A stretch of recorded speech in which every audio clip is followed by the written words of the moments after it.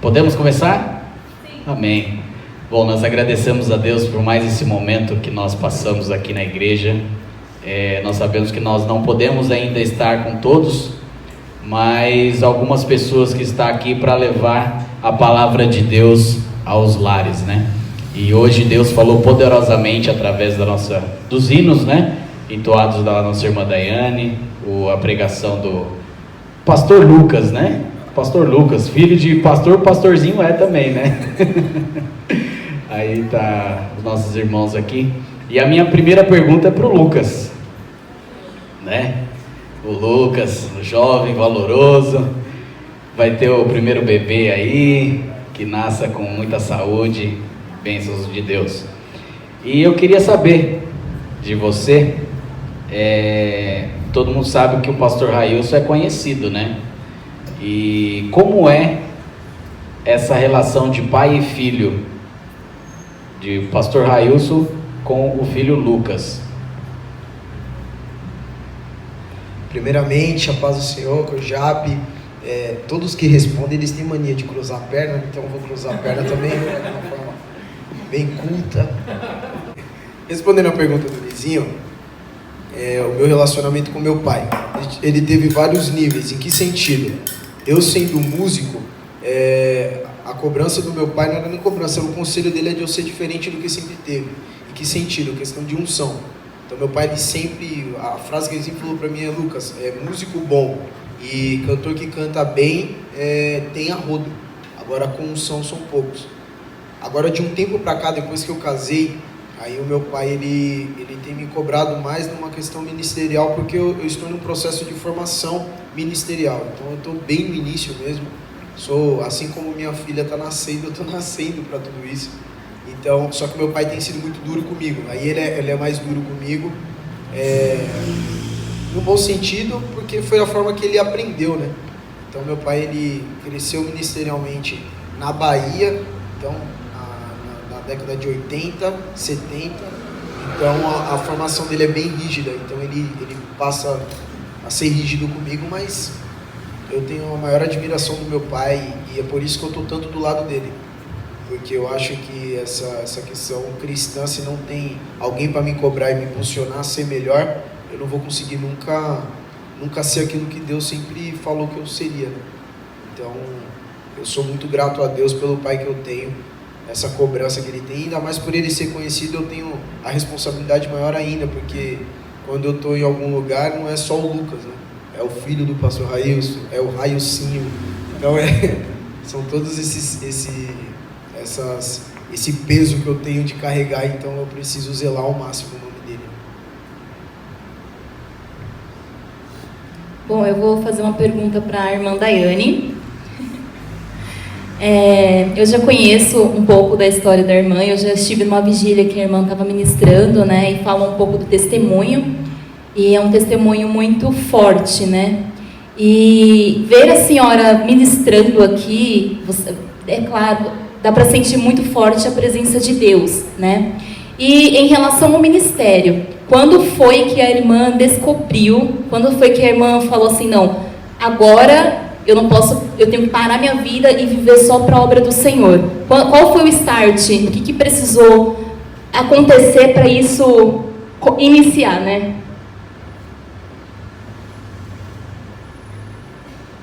A paz do Senhor. Eu não vou cruzar a perna porque eu não consigo, irmãos.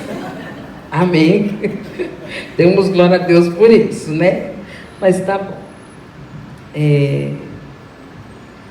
Mano, o pontapé inicial não foi nem um pontapé, foi um tapa na cabeça que Deus me deu e disse para mim, agora você vai ou você vai. Não tem mais como fugir. Todas as portas se fecharam. Todos os amigos, estamos juntos, sumiram.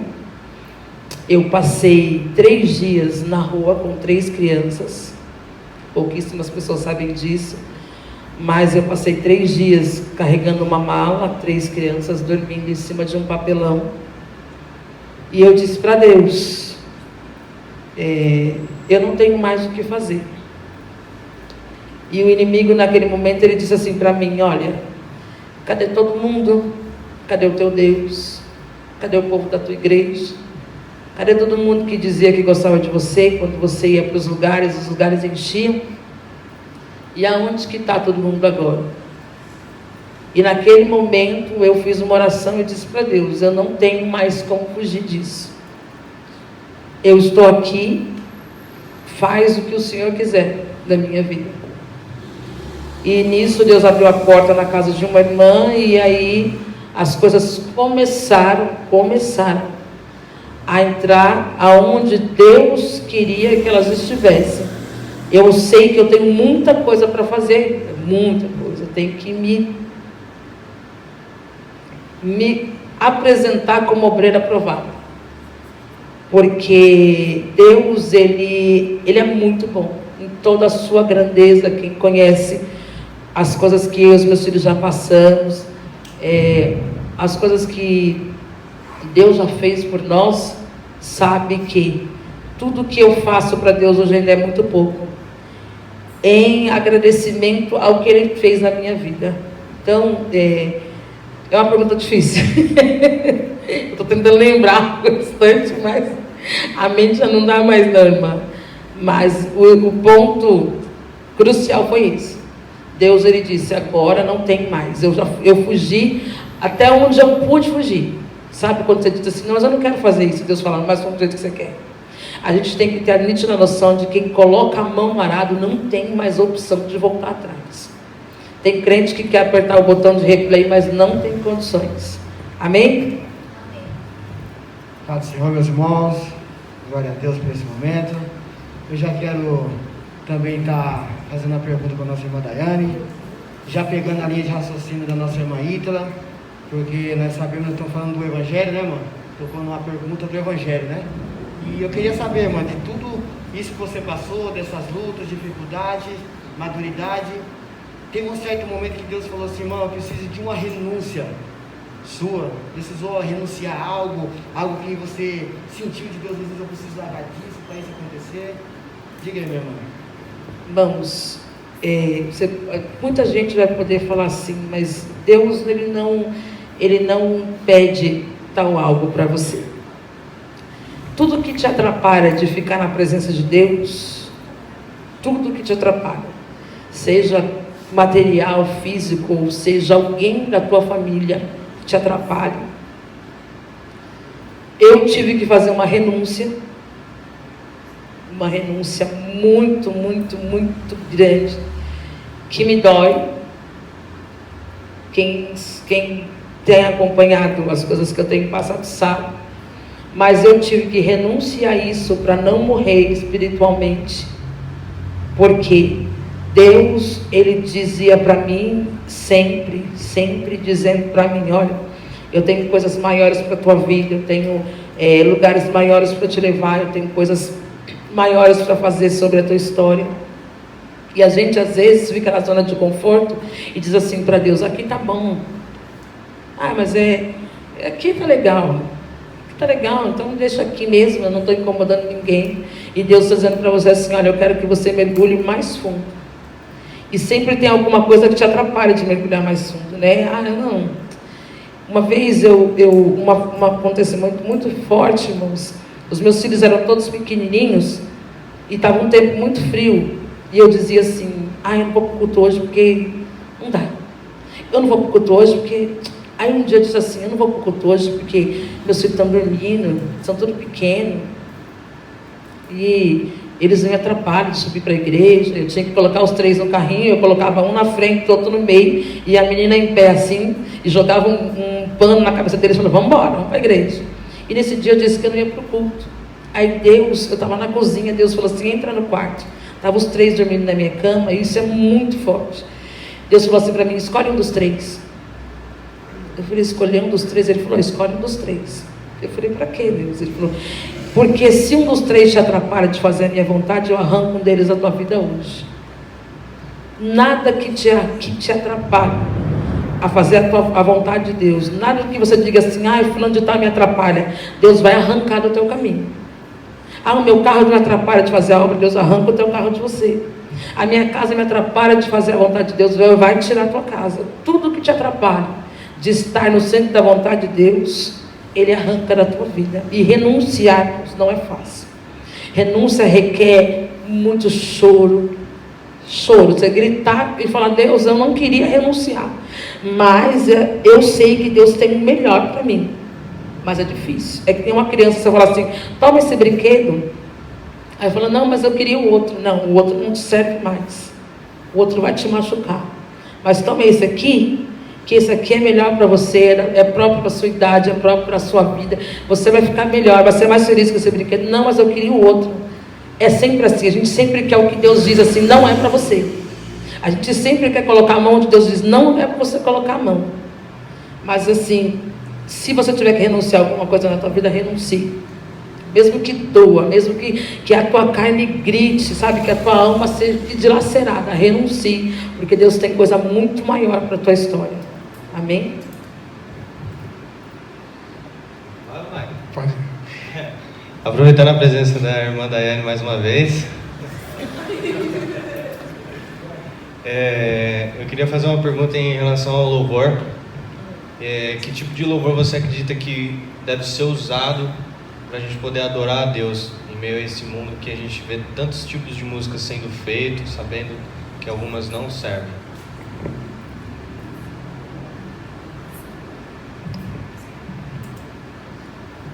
Agora, o negócio pegou. Tem um monte de crente que vai falar: meu, essa irmã é louca. Mas se é para falar, nós vamos falar, irmãos. A gente vai olhar para a cara de uns crentes ainda. Um bando de crente que canta um monte de hino modinha, que eu não aguento esses hinos modinha. Que os crentes levantam a mãozinha e balançam o corpo. Eu não aguento isso, mas amém. Então, irmãos, o hino que eu acho que é minha opinião, todo mundo tem opinião.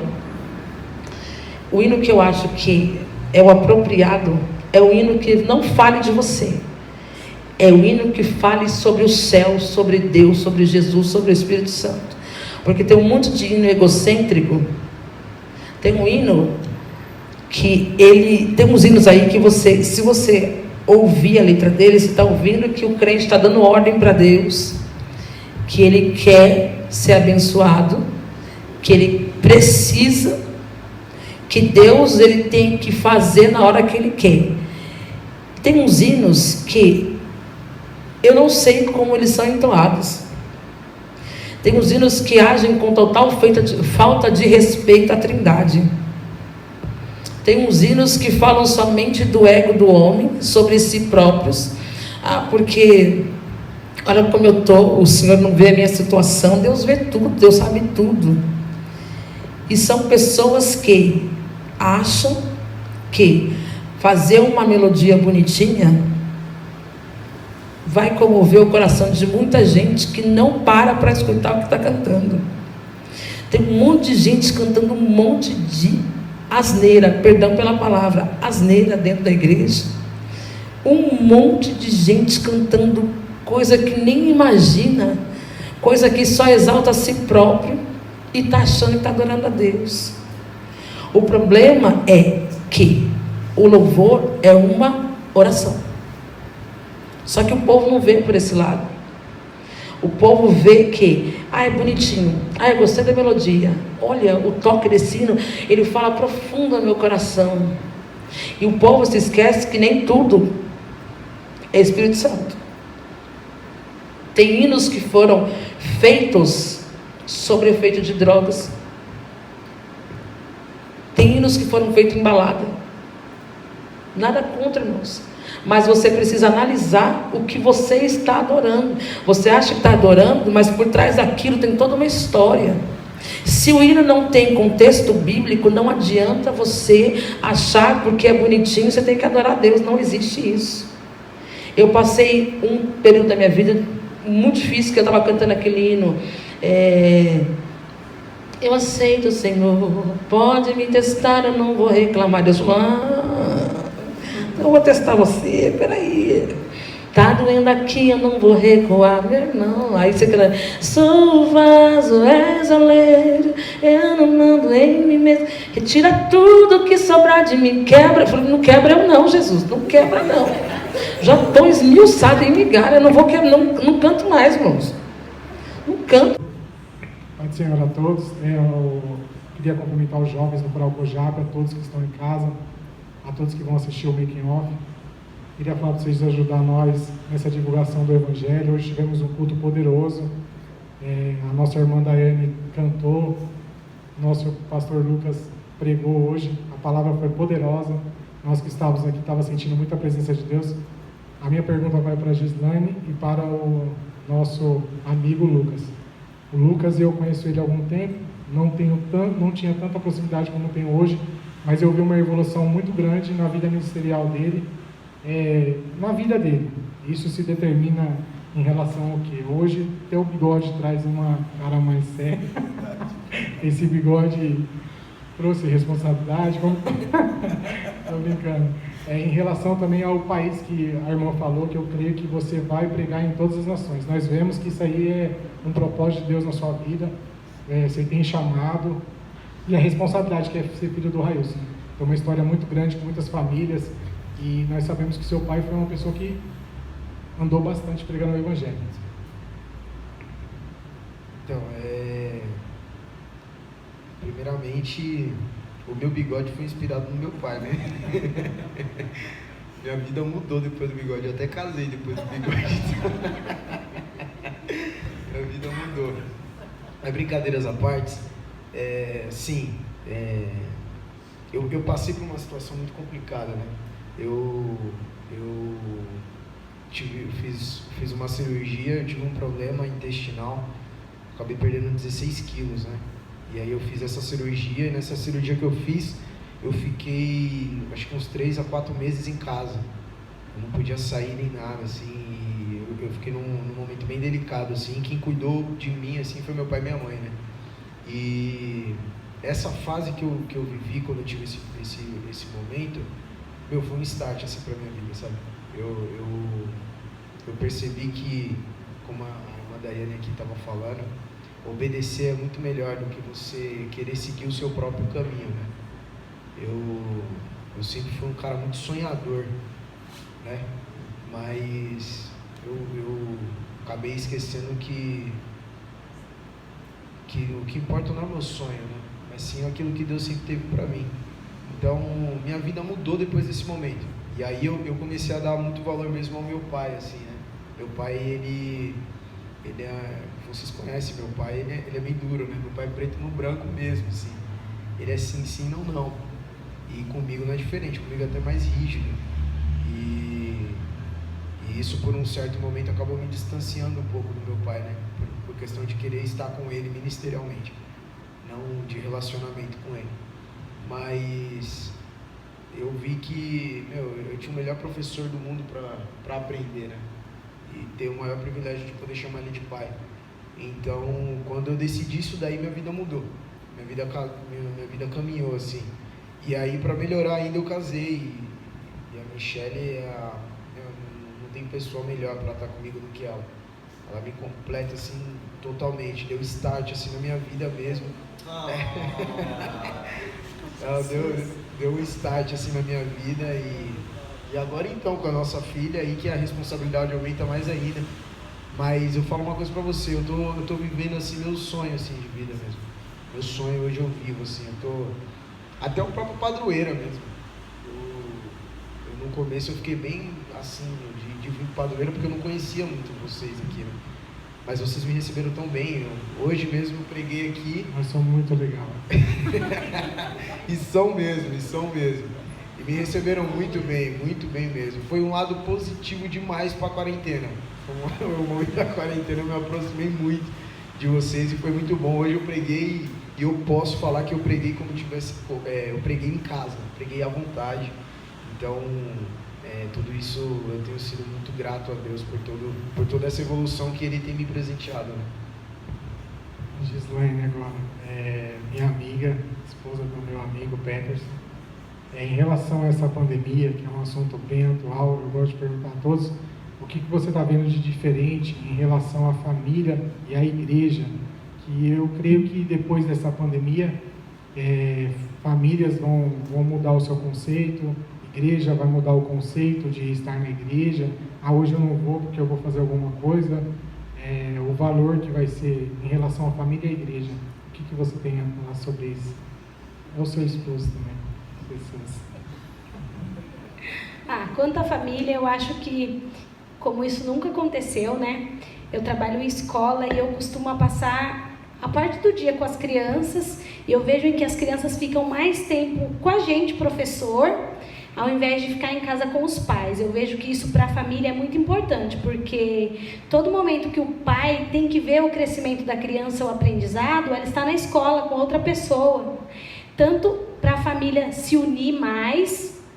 As mães também, eu acho que com a correria do dia a dia, escola, trabalho, outras faziam faculdade, não tinha essa tarefa que eu acho que a Bíblia dá pra gente, né, de cuidar do lar.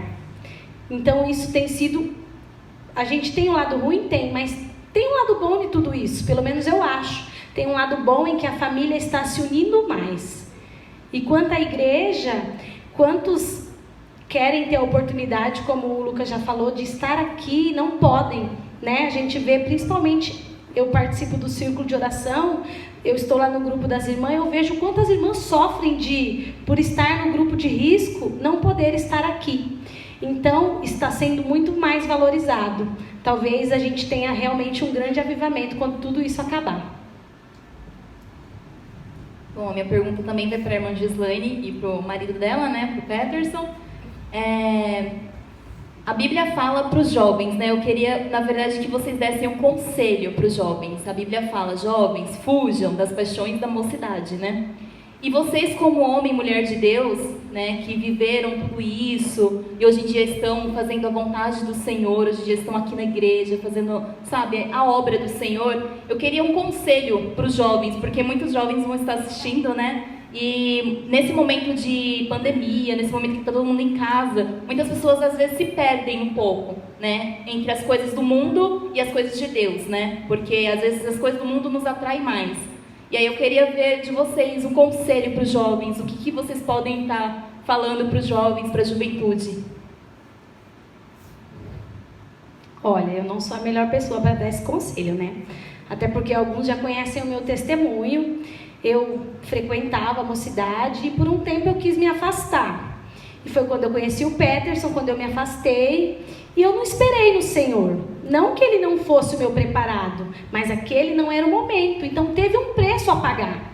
Eu fui mãe e o Peterson não pôde ver. A gente marcou a data do casamento e ele foi preso. No outro dia, a gente marcou a data do casamento em um dia, ele foi preso em outro. Então, as coisas não fluíram do jeito que a gente pensou que aconteceria. Eu não esperei em Deus e eu paguei um alto preço por isso. Depois, Deus teve misericórdia e deu vitória.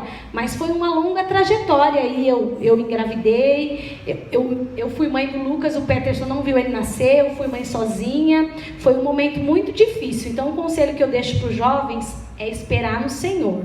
Porque talvez, se a gente tenta dar um jeitinho, pode ser que Deus tenha misericórdia e ainda faça que dê certo. Mas o preço a pagar é alto. Mas eu paguei o preço. Eu posso dizer que foi alto, mas valeu a pena. Oh, glória. Aleluia. Uma pergunta muito interessante que a Rita fez. Fico grato a Deus de, nesse momento, estar escutando também mais uma vez minha esposa repetir que valeu a pena.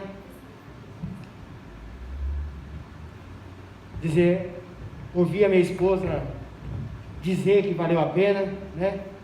E eu quero dizer para vocês, jovens, um conselho que ainda quando eu era pequeno, cantei nas crianças, louvei a Deus, fui convidado para ir em outras igrejas, louvar ao Senhor, mas com 11 anos de idade conheci as drogas, né? E não tive o privilégio de estar adorando ao Senhor num grupo de jovens, de mocidade, aonde aqui no Cladoeiro eu conheci uns jovens, aonde eu tenho aprendido muito a como orar pelos jovens, porque como eu, aos 11 anos de idade, deixei aquilo que o Senhor tinha preparado de melhor para mim, então eu coloquei uma pausa e fui fazer aquilo, as minhas vontades, os meus desejos. Nessa pergunta que eu fiz para nosso irmão, o que você tinha que renunciar?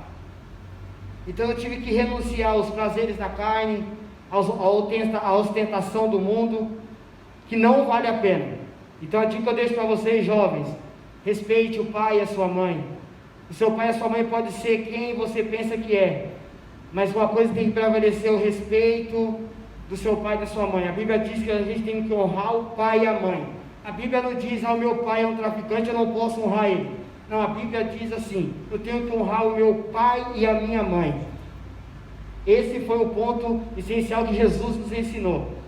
Então eu deixo para os jovens que vocês esperem no Senhor, porque o Senhor, Ele tem o melhor para nós, irmãos.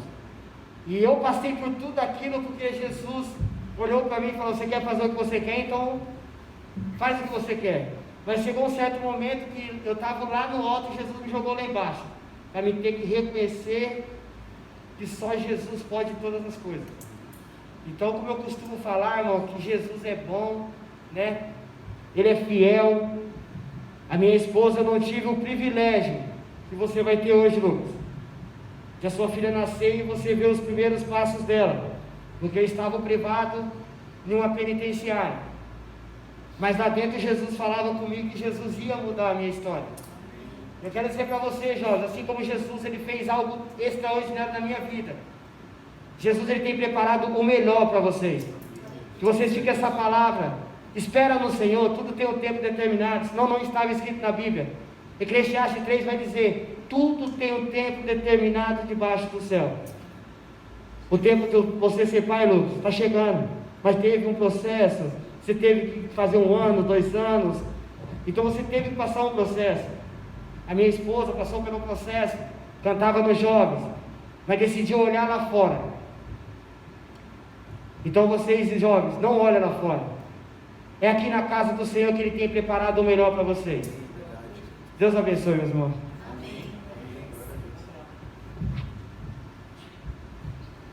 Nós estamos encerrando mais um Making Off. Queremos agradecer a todos, testemunhos de vidas aqui nós vimos, e que vocês possam nos ajudar. Mais uma vez, compartilhe aí, se inscreva no canal, não custa nada, nos ajude a levar o Evangelho de Cristo. Nós cremos que vidas vão ser alcançadas por esses testemunhos e por esse aprendizado. Então, que vocês possam nos ajudar, dê um joinha, compartilha, ajuda a gente a levar o Evangelho de Cristo. É muito sério, nós temos essa missão. Cristo, quando passou na terra, Ele passou para pregar o Evangelho, levar a todos aqueles que estavam cativos, e assim nós queremos fazer.